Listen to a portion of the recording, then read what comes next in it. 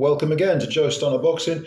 Chris Eubank Jr. may well find himself with yet more money to pay in fines because we already know about the 100 grand for the egg slap. We know about the missing weight by half an ounce. What was that? 375 grand in sterling.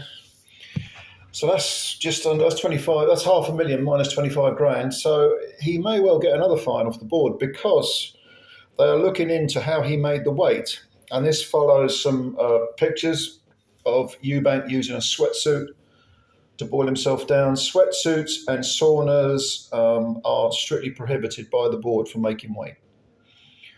And Eubank quite clearly has been using, sweatsuits at least, I don't know about saunas. If you think back, I don't know what it was, 10 years ago, maybe 12 years ago, I don't even know, to when Lee Purdy fought Demetrius Andrade. Eddie Hearn, who at the time might have been a bit wet behind the ears with regards to the board's rules, he actually revealed that he'd spent time with Purdy in a sauna trying to get him to lose some weight. And the board were like, what? No, it states in their rules you're not allowed to do that. It's dangerous. It's considered dangerous. And you could argue, well, what does it matter how you take the weight off? I mean, the board, Chris looked really gaunt and sunken-eyed before the fight. He missed it by half an ounce. As far as the board are concerned, they let him fight. Well, Robert Smith gave a couple of retorts to that. First of all, not making the weight. Smith stated that the problem arose because Eubank Jr. was late for the weigh-in. If he'd got there in time, considering he was only slightly over, he'd have made weight, said Smith, which is probably only half an ounce. I mean, Jesus Christ, you take a piss or shave his beard off, or he'd probably taken half an ounce off. But he did say it's an ongoing matter with regard to all this business with saunas, sweatsuits, and so on. Smith did say that the board keeps records of previous fights and the trajectory of Eubank's weight loss was very similar to how it's been in the past. I think it was 159 for both the Smith fights, the Liam Smith fights, or 159 and a bit. So he has his method of making weight. Who's to say he hasn't used sweatsuits and,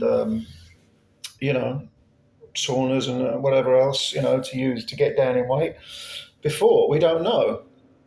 But it is something that the board frowns upon, and don't be surprised if, well, they are going to do a little investigation. They're going to want full details of how he made the weight, and they might even slap another fine on Eubank. But, I mean, this again casts a bit of a shadow over the concept of having a rematch, because as exciting and thrilling as the first fight was, I do feel that they kind of dodged a bullet with this one. You know what I mean? I mean, 2.5 years ago, the person I was concerned about was Conor Benn because he was jumping up 2 weight classes. That's the one I was thinking, this isn't fair. It's not fair on Ben. This time round, as we crept closer to the fight, and Ben began to look. I mean, in the interim 2.5 years, Ben really has probably settled into 154. He had a couple of fights at just under 154. But as we crept towards the fight and seeing Eubank emaciated, I was thinking it's dangerous for him. Now, as I said when I was making my video, sort of playing devil's advocate and trying to make a case against a rematch, what are we going to do? Are we going to say that Eubank's got to make 160 again? And he might even be 36 by the time the next fight comes around. I mean, Turkey Al Sheikh has talked about September. I don't know when Eubank's birthday is, but it'll be closer to his 36th birthday than he is to his 35th. On the other hand, if they say, let's say they allow Eubank, or they negotiate, not allow him, but negotiate, say 164. Is that fair on Ben, who's really, let's say he's a 154 pounder, it's still 2 weight divisions away. But this whole making weight thing, I mean, I don't think people realise how dangerous it is. I'm kind of on the side of the board here. I mean, I think fining Eubank even more money. I think it's absolutely scandalous that he wasn't allowed to even take a piss. He requested that he be allowed to take a piss to get rid of the half ounce, and Benn's team said no. So it cost him £500,000. That's grotesque, in my opinion, absolutely grotesque. But he did arrive late. So all is fair in love and war? I don't know. I feel that we did, dodge a bullet with the first fight, but I don't know. It'll be interesting to see what the board decide. They might give him a slap on the wrist and say, "Don't do it again, you naughty boy," but not fine him, which sounds to me like it's probably a bit fair, isn't it? But I, for one, don't want to see Eubank at 160 anymore. He's looked like that for several fights. I'm sick of seeing him look like a skeleton.